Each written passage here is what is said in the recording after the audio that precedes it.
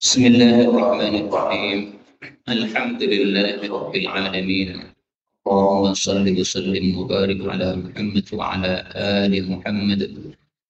اللهم انفعنا بما علمتنا وعلمنا ما ينفعنا وزدنا علما وبارك لنا في علمنا وارزقنا الإخلاص في القول والعمل كاملا وعلما نافعا لا ينسى وتوفيقا دائما وصحة ويقينا وعافية.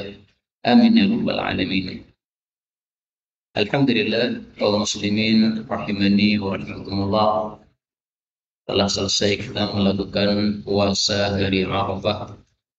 Mudah-mudahan puasa kita dan semua amal kita diterima oleh Allah sebagai amal saleh. Amin ya rabbal alamin. Kemudian kita lanjutkan pengajian kitab Umdatul Ahkam yang kita masih membahas tentang permasalahan talak atau cerai, dan kita sekarang masuk pada bab baru. Faqala al-mu'allif rahimahullahu ta'ala wa nafa'ana bihi wa bi ulumihi fid dharain amin. Babul iddah, bab tentang masa iddah. Hadis 318. Wa an Subai'ah al-Aslamiyyah radhiyallahu anha annaha, bahwasanya Subai'ah kanat tahta Sa'd bin Khawlah, dia istrinya Sa'ad bin Khawlah, wa huwa min Bani Amir bin Lu'ay, dan dia dari suku Amir bin Lu'ay, wa kana mimman syahida Badran, dan dia termasuk orang-orang yang ikut dalam perang Badar.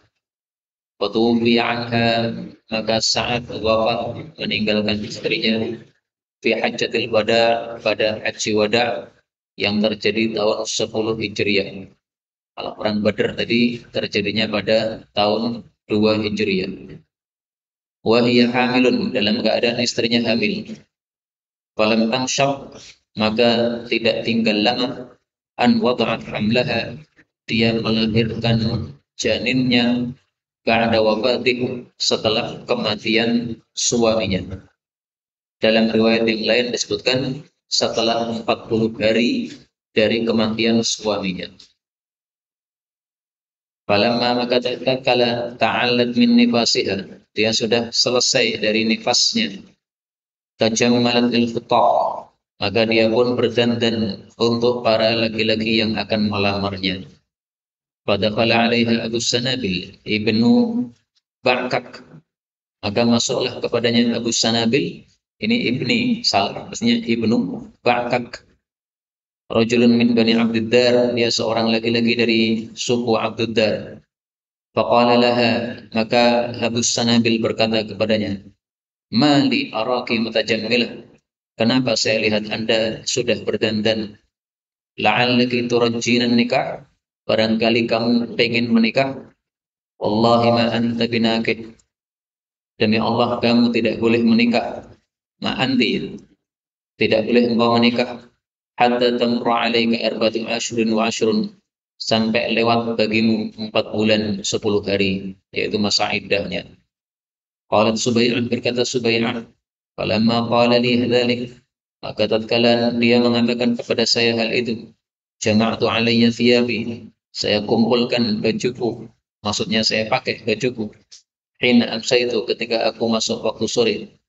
Fa'ataitu Rasulullah sallallahu alaihi wasallam, maka aku datang kepada beliau.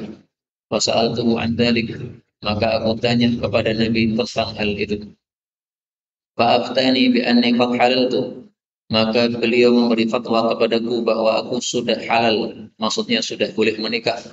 Hina wada'tu hamli, ketika saya melahirkan janinku. Wa amarni bit tazwij, dan beliau menyuruh saya untuk menikah. In badali, jika saya berkehendak. Qala Ibnu Syihab, berkata Ibnu Syihab, yaitu Imam Zuhri, wala ara ba'san, saya melihat tidak masalah, an tatazawwaja, bahwa wanita yang ditinggal mati itu menikah, hina wada'at, ketika dia sudah melahirkan bayinya. Wa in kanat fi damiha, meskipun masih dalam masa nifasnya. Ghaira annahu la yaqrabuha zawjaha, hanya saja suaminya tidak boleh mengumpuli istri tersebut, hatta tathur, sampai istrinya suci dari nifas. Kaum muslimin rahimani wa rahimakumullah, bab ini membahas tentang masa iddah. Masa iddah itu artinya masa menunggu. Masa menunggu ada dua macam.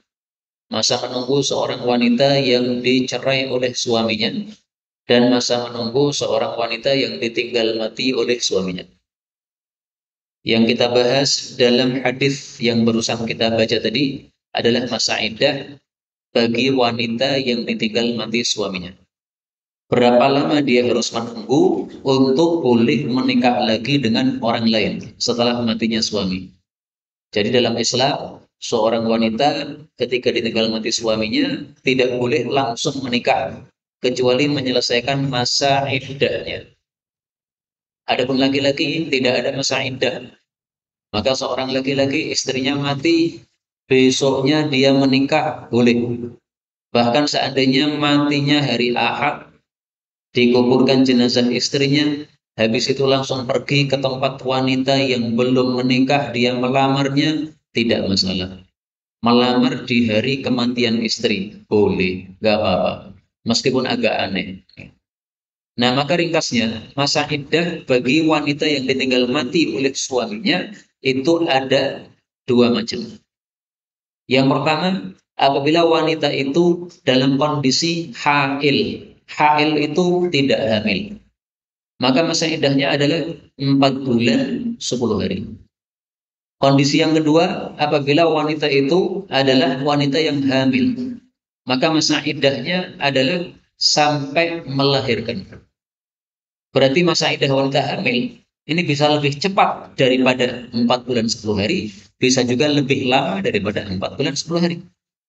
Dalam kasus ini tadi, Subai'ah ditinggal mati oleh suaminya yang bernama Sa'ad bin Khawlah dalam kondisi hamil tua. Suaminya mati 1 bulan 10 hari setelah itu, kemudian dia melahirkan anaknya. Maka setelah dia melahirkan anaknya, dia menunggu sampai masa nifas selesai. Ketika masa nifasnya selesai, yaitu 40 hari biasanya, maka dia pun kemudian mulai berdandan. Maka ditegur oleh seorang laki-laki sahabat Nabi, "Loh, kok kamu sudah berdandan? Padahal ini belum 4 bulan 10 hari. Gak boleh berdandan, nunggu sampai 4 bulan 10 hari." Maka Subai'ah kemudian datang kepada Nabi SAW. Bertanya kepada Nabi, ini yang benar bagaimana? Apakah saya sudah boleh berdandan, boleh menikah ketika sudah selesai nifas, ataukah harus menunggu 4 bulan 10 hari? Maka Rasulullah malah mengatakan, tidak dua-duanya. Tidak perlu menunggu nifas, tidak perlu menunggu 4 bulan 10 hari. Tapi begitu kamu tadi melahirkan janinmu, yaitu 40 hari setelah kematian suamimu, saat itu kamu sudah boleh menikah. Karena itu wanita hamil kalau ditinggal mati suaminya, masa iddahnya bisa lebih panjang, bisa lebih pendek. Yang penting dia sudah melahirkan anak, sudah boleh nikah. Melahirkan anak hari Ahad, Seninnya menikah, boleh. Tapi karena masih nifas tidak boleh dikumpuli oleh suami. Suaminya sabar dulu sampai nifasnya selesai. 40 hari selesai misalnya, nah, berarti setelah 40 hari itu baru kemudian hubungan sama suaminya. Karena itu paling bagus setelah dinikahi ya jangan kumpul dulu dalam satu rumah. Karena kalau kumpul dalam satu rumah dikhawatirkan nanti akan terjadi. Nah, paling bagusnya adalah masih pisah rumahnya. Meskipun satu rumah juga nggak apa-apa. Karena yang penting tidak hubungan intim. Hubungan intim pada saat nifas haram hukumnya sama dengan hubungan intim pada saat haid. Inilah ringkasan hukum masa iddah bagi wanita yang ditinggal mati suaminya. Apa dalilnya? Bahwasanya ditinggal mati suaminya menunggu masa iddahnya 4 bulan 10 hari kalau dia tidak hamil. Dalilnya di dalam Al-Quran, Allah Subhanahu wa Ta'ala mengatakan,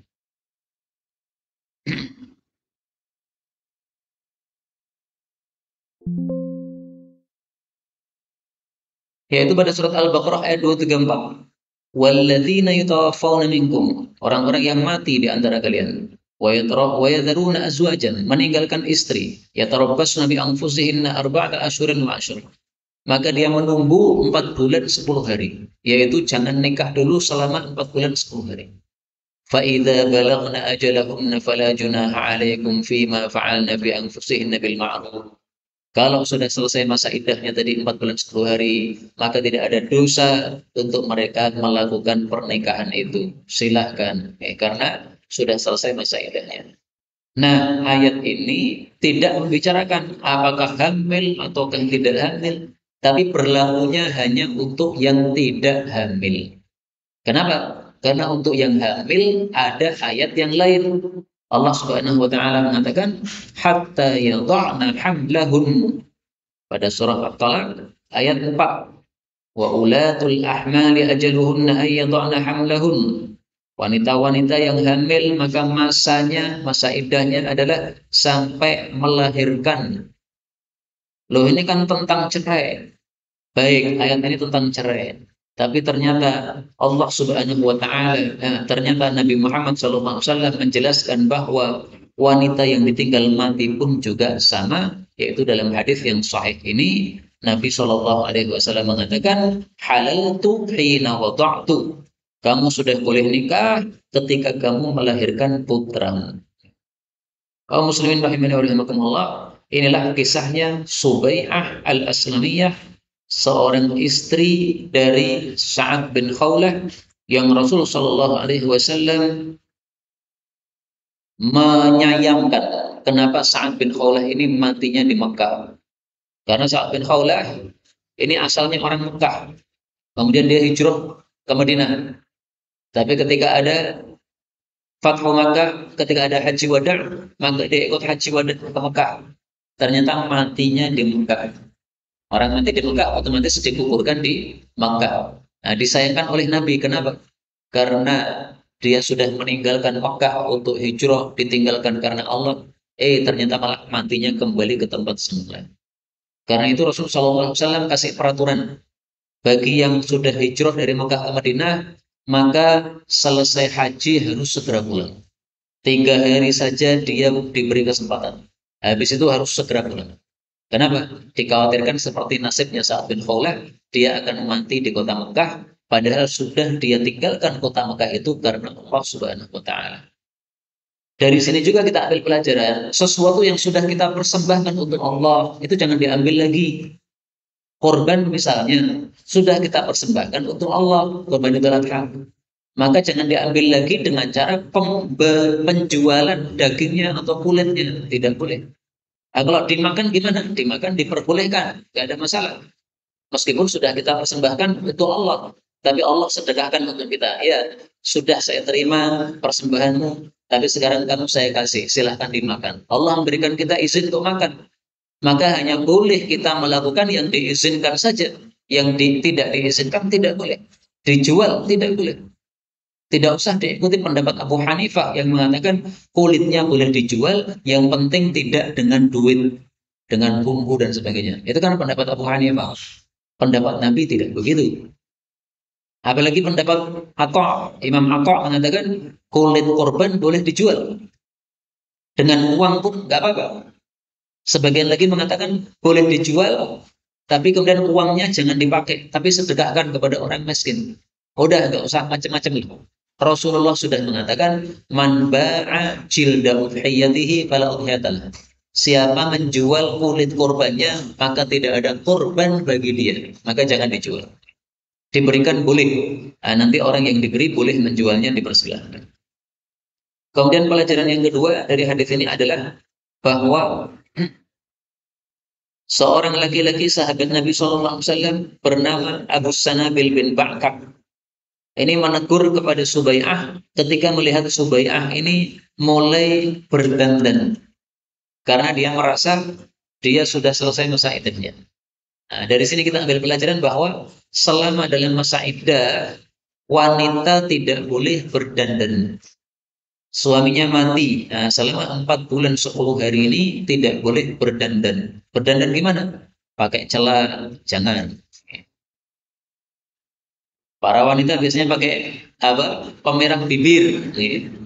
Nah, pemerah bibir itu menurut Syekh Utsaimin tidak boleh dipakai oleh para wanita keluar rumah. karena itu termasuk tabarruj. Sementara tabarruj dilarang oleh Allah, wala tabarrujna tabarrujal jahiliyah. Kalau dalam rumah untuk suaminya boleh, tapi ketika dalam masa iddah, meskipun di dalam rumahnya dia tidak boleh pakai pengesang tadi. Selesai masa iddah, baru silahkan dia pakai celana, silahkan. Pakai baju-baju yang biasa, jangan yang hias-hias. Karena baju yang hias-hias itu sama dengan berdandan, tidak diperbolehkan. Selama dalam masa iddah. Selesai masa iddah, silahkan. Oke, enggak. Iya.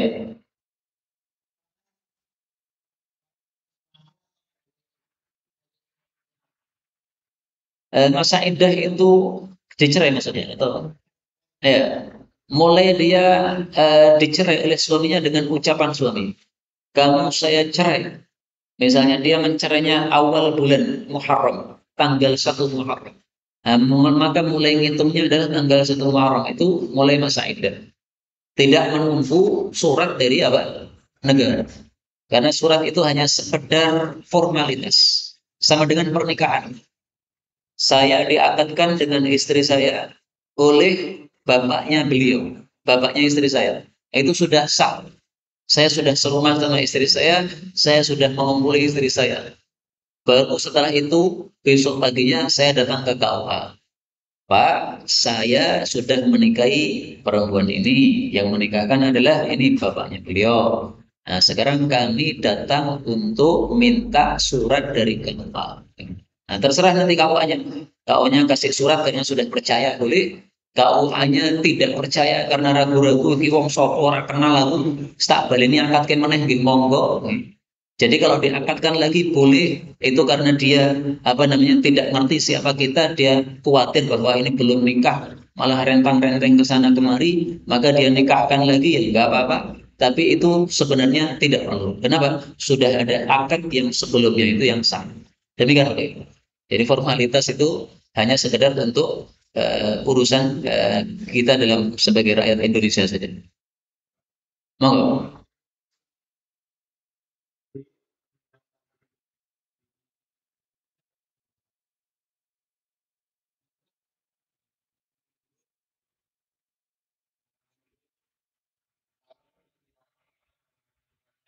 Ya.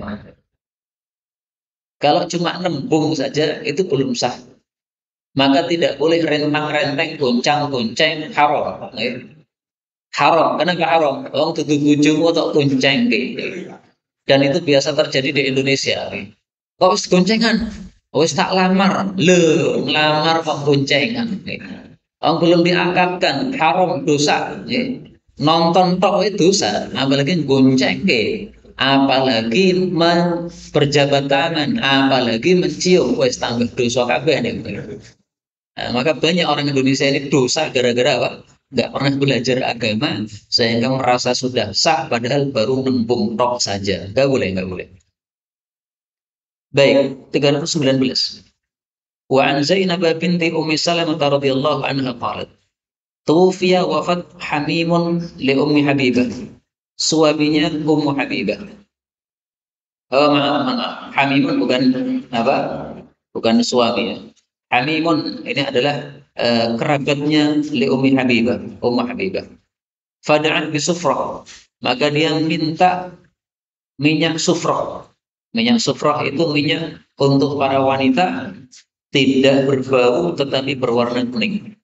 Famasahat maka dia usap-usapkan bidiraiha pada kedua haslanya. Ya, dia berdandan.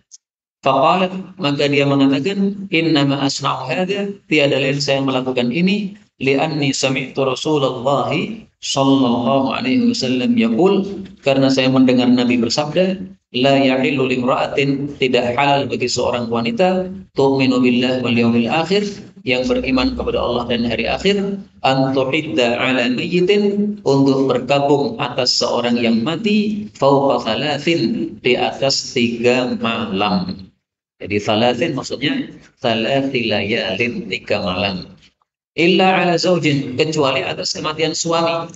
Arba'ata asyurin wa asyra.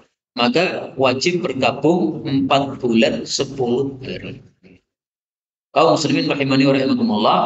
Hadis 319 ini berbicara tentang berkabung yang disebut ihdad. Berkabung itu apa? Seseorang ditinggal mati oleh kerabatnya atau suaminya atau siapapun juga, akhirnya susah, sedih, sampai tidak mau berdandan. Nah, itu namanya berkabung. Berkabung seperti ini dalam Islam dibagi dua. Apabila yang mati adalah suami, maka berkabungnya diwajibkan 4 bulan 10 hari. Apabila dia tidak hamil tadi.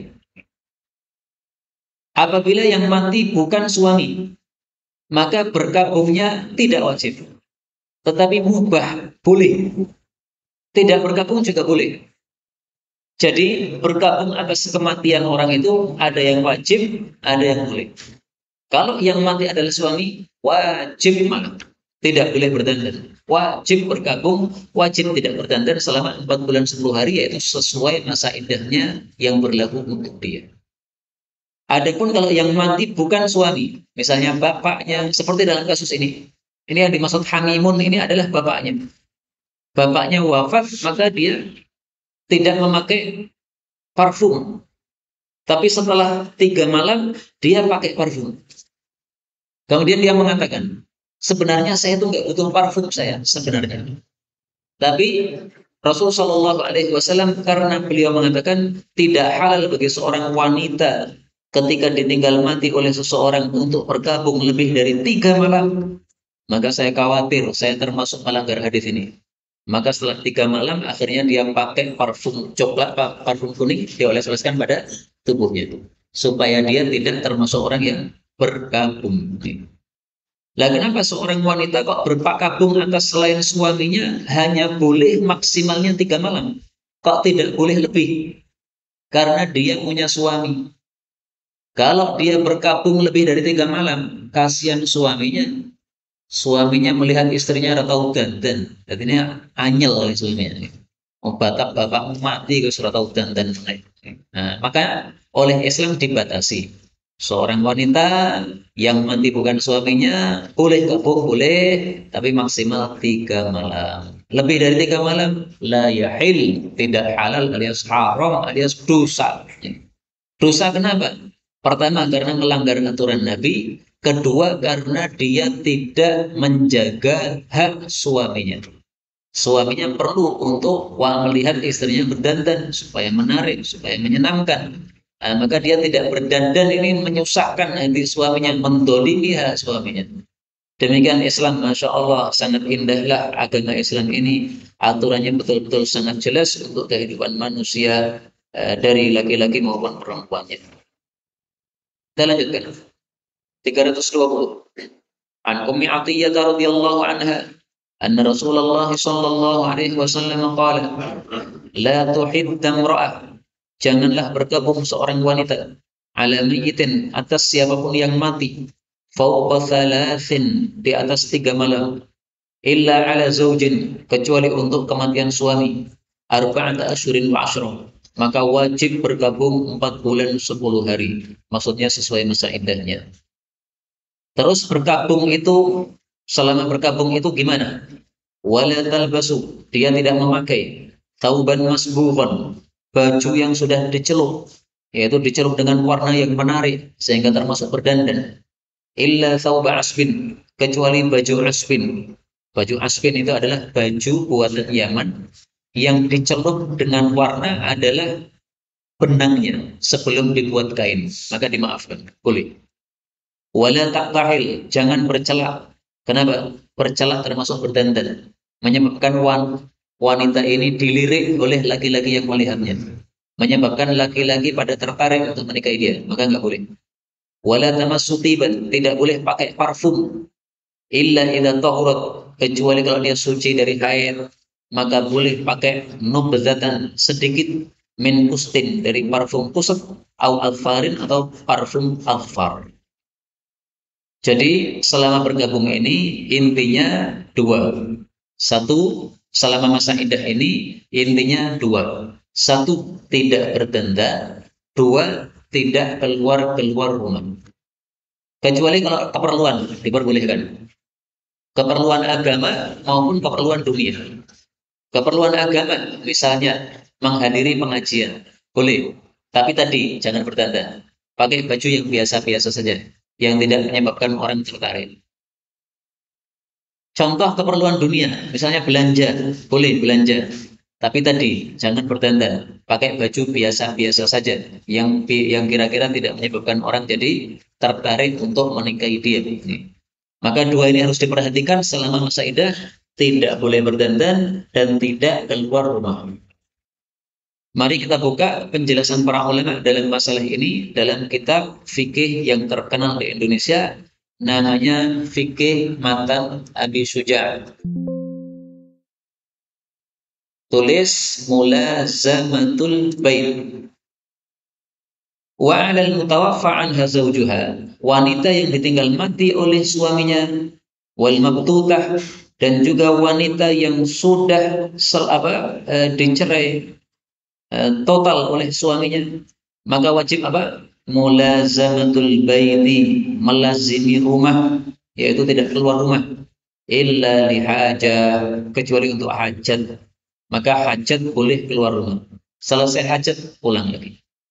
Maka selama masa iddah ini tidak boleh nongkrong-nongkrong di luar rumah.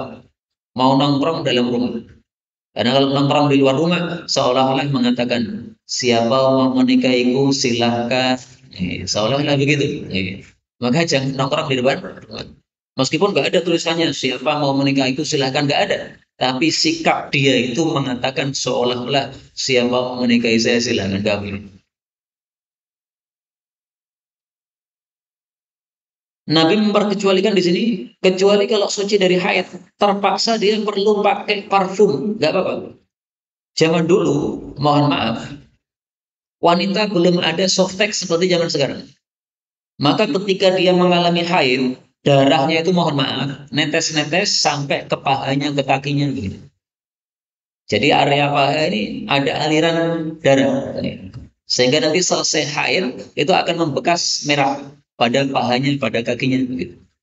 Nah, oleh wanita-wanita zaman itu, cara membersihkannya adalah ambil kapas, taruhkan pada parfum yang berwarna kuning, kemudian mohon maaf, dioleskan pada bagian keluarnya darah haid, dan juga dioleskan pada aliran yang terkena darah haid tadi, ya, pada bagian kaki yang terkena darah haid tadi. Sehingga warna darah yang membekas itu bisa kalah dengan warna kuning dari parfum Kustin atau Alfar ini. Demikian maksudnya. Kemudian al-asfu dijelaskan oleh beliau, thiyabun minal Yaman, baju dari Yaman, fiha bayadun wa sawatun, warnanya putih dan hitam. Wan nubdhah asyai'ul yasir, sedikit. Wal qustu al-ud, kayu kis, au nawun min at-tib, atau sebagian dari parfum, tubakharu bihin nufasa, yang para wanita itu berbukhar, menguapi dengannya. Nah, kalau kusut ini bukan bukan dioleskan ya, tapi untuk menguapi. Ini satu kayu dibakar. Ketika dibakar, asapnya baunya wangi. Nah, ketika ada asapnya itu, wanita yang sudah selesai haid, dia berada di atas asap tadi. Nah, asap yang wangi tadi akan melenyapkan bau anjir dari bekas darah haid yang sudah keluar dari dirinya. Wal anfar, adapun minyak wangi anfar, jinsun min at-tib, sejenis minyak wangi, la wahid lahu min lafdhi. Itu lafalnya anfar, tidak ada mufradnya. Wa qila huwa itrun aswad. Ada yang mengatakan itu parfum warna hitam. Al-qit'ah minhu tusbihu dhufr. Yang satu bagiannya itu menyerupai kuku. Maka disebut adfar karena kuku itu bahasa Arabnya adalah adfar. Dia bentuknya mirip kuku, maka disebut dengan kuku. Inilah kaum muslimin rahimani wa rahimakumullah, beberapa hadis yang dapat kita bicarakan berkaitan dengan masa iddah, dan baru kita bahas satu masalah saja, yaitu masa iddah bagi wanita yang ditinggal mati oleh suaminya. Adapun masa iddah bagi wanita yang dicerai oleh suaminya, maka pembahasannya lain. Masa iddah bagi wanita yang dicerai oleh suaminya, berapa lama dia menunggu untuk boleh menikah dengan lelaki yang lain? Maka di sini ada 3 kondisi. Apabila dia dicerai dalam kondisi hamil, maka masa iddahnya sama sampai melahirkan. Sehingga bisa lama, bisa pendek.